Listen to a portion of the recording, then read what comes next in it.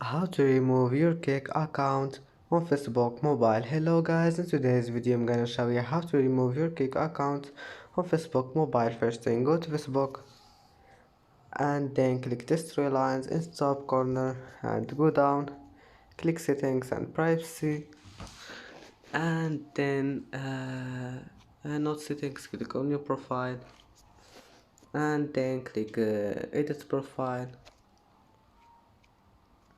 and here just go to links and click edit, and here you will see this one remove. Just click on it and then click save, and that's it for today's video. If you like this video, please don't forget like and don't forget subscribe, and see you in the next video.